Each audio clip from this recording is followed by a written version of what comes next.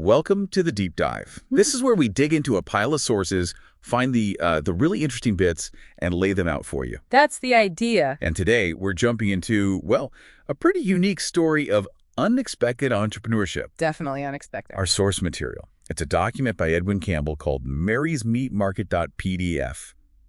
Right. And honestly, this is not your standard business case study. Not at all. It's funny, kind of absurd sometimes, but actually really insightful. Yeah. About this incredibly ambitious person you just never expect. Exactly. And our mission here for this deep dive is to pull out the surprising bits of wisdom, things about business sense, supply chains, dealing with customers, even like tough negotiations. And all of it comes from this incredibly unlikely situation. It's a masterclass, really, in seeing opportunity where most people would just see something else. Yeah, it really hammers home that point, doesn't it? Yeah. Finding opportunity in what looks like just chaos. Absolutely. We're going to explore how this sort of fractured nursery rhyme situation can actually teach us some pretty deep business truths. It's full of surprises. We think Mary's story has loads of aha moments, and yeah, we're excited to unpack it all with you. Okay, so let's get into it. Let's do it. All right, so the story kicks off on a totally normal Tuesday morning. Mary Henderson's dad, Bob, he's trying to show off his shooting skills to the neighbors. Oh, boy. Yeah. The source calls his aim terrible because instead of hitting tin cans, he accidentally hits Mary's pet lamb, Wilbert. Oh, no, not Wilbert. Poor Wilbert was just, innocently grazing nearby. It's going to be one of the weirder and darker origin stories for a business I've ever come across. It really is something. So what does this initial chaos tell us about Mary, about her potential? Well, it's pretty striking how fast that tragedy turns into an opportunity, right? Bob's reaction, just blunt, waste not, want not, it kind of sums up that practical, resourceful side that Mary clearly inherited. It basically set the stage for her unique way of tackling problems, taught her to find value in really unexpected places, even in Wilbert. Even in Wilbert. Yeah. And Mary, she didn't hang about. By Wednesday morning, she'd somehow persuaded her mom to help turn Wilbert into, wait for it, artisanal free-range lamb sandwiches. Artisanal? No less. Artisanal. That's an incredibly fast pivot. So what did the market, the third grade market? Yeah. Let's think of that. Okay, this is where it gets really fascinating. The immediate market reaction. Yeah. So the other kids, initially, horrified.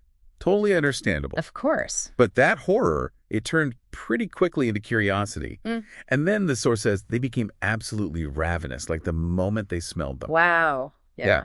Instantly, Mary had a waiting list. Kids were offering up their entire Halloween candy sashes just for one sandwich. No way. It wasn't just about the food itself, you see. It was also about the novelty factor and convenience, maybe, in the cafeteria. Something different. Exactly. The lesson there is that sometimes the best opportunities are about providing something really unique, or maybe just super easy, even if it seems a bit out there. And Mary herself, she had this amazing composure, didn't she?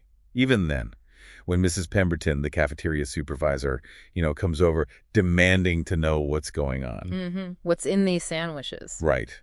Mary just coolly replies, premium locally sourced protein with organic whole grain bread and farm fresh herbs. Just like that. Just like that. What does that choice of words tell us? Well, that's just brilliant framing, isn't it? Branding, basically. Yeah. Notice the language. Premium, locally sourced protein, not just lamb sandwich from my dead pet. Definitely not. It's a tactic any business could use, really. Yeah. Taking something maybe a bit questionable and making it sound high-end just by how you talk about it. Elevating the product. Exactly. She just instinctively knew how to use language to boost its value. Okay, so from that point, things just exploded. Shook off. Yeah. The source says word gets to her Uncle Jeremiah, described as a, quote, somewhat questionable character who runs a livestock redistribution center. Uh-oh. Sounds ominous. A little bit. But Jeremiah apparently saw Mary's kindred entrepreneurial spirit. Next thing you know, he's sliding a briefcase across the kitchen table, offering to supply additional inventory. Additional inventory, right. So how did this partnership with Uncle Jeremiah help her scale up? Well, thinking bigger picture, it shows Mary was really smart about securing her supply chain. Even if the sources were a bit unconventional, she turns the old root cellar behind the house into her, what does she call it, protein preservation facility. Very professional sounding. Very. And things are getting serious when the source notes that neighbors started noticing, quote, Various farm animals in the area seemed to be disappearing. Oh, my goodness. It just shows she wasn't afraid to use, let's say, unique relationships and resources to keep up with demand. And her product line just kept expanding, too. Mm-hmm. She started taking custom orders, like Tommy Watkins wants roast beef for his birthday. Sarah Mitchell needs something exotic for show and tell. Exotic? What could that possibly be? We can only imagine. And it wasn't just kids. Apparently, even the teachers started placing discrete orders through intermediaries. Oh, wow. Through intermediaries. That's serious. Her reach was huge. But scaling up that fast, especially with, those kinds of products, must have been tough. Oh, absolutely. Huge challenges. How do you think she managed things like quality control and just handling that growth? Well, one really key insight here is who she hired. Okay. Her 6-year-old little brother, Danny. She made him the official taste tester and quality control manager. Her 6-year-old brother. Yep. It's actually kind of brilliant, right? Delegating. Using the talent you have, even if that talent is in kindergarten. It shows she understood, managing resources internally and trust within her little organization. And little Danny, turns out, he had some pretty sharp instincts himself. He did, didn't he? Yeah. He's apparently counting the profits and suggesting they diversify. Get into breakfast and dinner market. Ambitious kid. Very. His grand vision, cornering the entire elementary school food market, maybe even hitting the middle school next. Wow. What does Danny's input tell us about their whole mindset? It just shows this incredibly aggressive growth mentality. At such a young age, They weren't just happy with the current success. They were already thinking market segmentation, future expansion. Looking ahead. Exactly. It's a powerful lesson, really. Don't put limits on your vision, even if what you're doing right now seems kind of weird or small. Yeah. They were already planning market domination. Well, as they say, all good things. And maybe underground meat empires have to end. Usually do. The turning point. Principal Hawkins. He stumbles upon Mary's operation during a routine cafeteria check. Busted. Totally busted. Picture it. 17 students lined up outside the utility closet. That was her distribution center. Cash in hand. With the visual. It's like a movie scene, right? But Mary's reaction when she gets called to the principal's office, that was something else. What did her being so prepared signify? That's the really amazing part. Her foresight. She didn't just walk in there looking scared. No. She shows up with the briefcase full of carefully organized receipts, customer testimonials, and what appeared to be a 5-year expansion plan. She brought a briefcase with a 5-year plan. Yep. It just screams meticulous record-keeping, understanding how to back up her claims, strategic planning, even when facing what most kids would see as, total disaster. Their confidence. Even in that situation, it just seems rock solid. Unshakable. Principal Hawkins questions her entrepreneurial activities, and she just calmly corrects him. I prefer artisanal food services. While adjusting her tiny business suit. Exactly. While adjusting her tiny suit. And then she hits him with a statistic. A 97% customer satisfaction rate. Incredible. Adding the other 3% were vegetarians who didn't read the fine print. That's gold. Beyond the humor, though, what's the business takeaway from that confidence, those specific claims? It really shows the power of conviction, right? And knowing your numbers, even if you deliver them with a bit of cheekiness.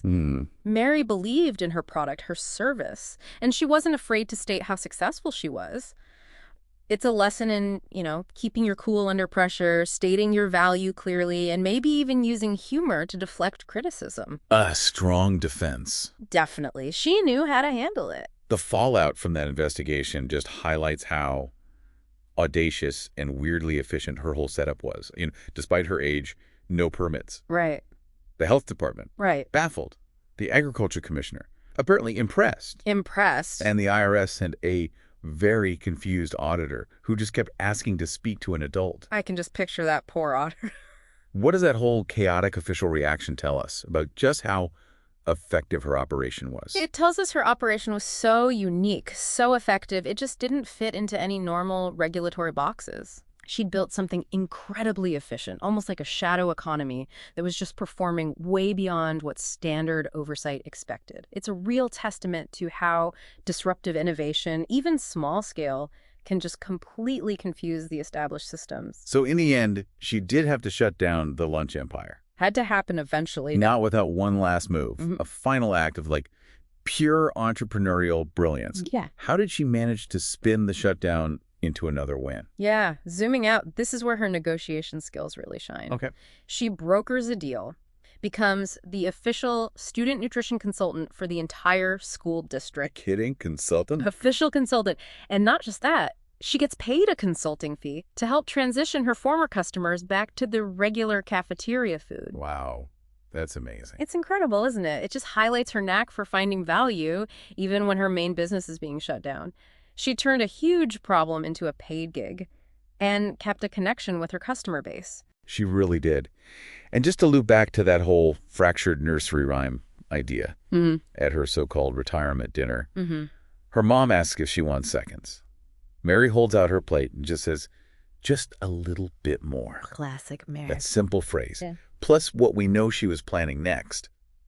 What's the real lesson there? Well, just a little bit more. Just perfectly captures her drive, right? That insatiable ambition. Yeah. Because the source tells us she was already planning her next venture, a summer lemonade stand that was going to revolutionize the beverage industry. Of course she was. She wasn't stopped by the setback. She just saw it as, a learning experience, a stepping stone, always looking for the next chance to expand, to innovate.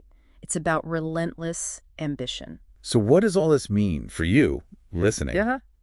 Mary's whole journey, from that unfortunate lamb incident all the way to school district consultant. Yeah. It really hammers home the lesson she learned, doesn't it? It really does. There's always room for expansion. Yeah. And there's always someone out there willing to pay for quality, or at least perceived quality. Perceived quality, yes. Mary Henderson's story. Accidental lamb processing to consultant. It's a wild ride. Absolute wild. But what it really shows is how you can find these amazing insights about business, about problem solving, about just sheer determination in the most unlikely places. Exactly. And that leads us to a final thought, something for you, our listener, to maybe chew on. Okay. How could you apply some of Mary's? Well, her unshakable confidence, her ability to spot opportunity in really weird circumstances to the challenges in your own life, big or small. Where might your own version of a meat market empire be hiding, just waiting for you to find it? That's a great question. Something to think about. All right, thank you for joining us on this deep dive. Thanks, everyone. We hope it's given you, plenty to chew on.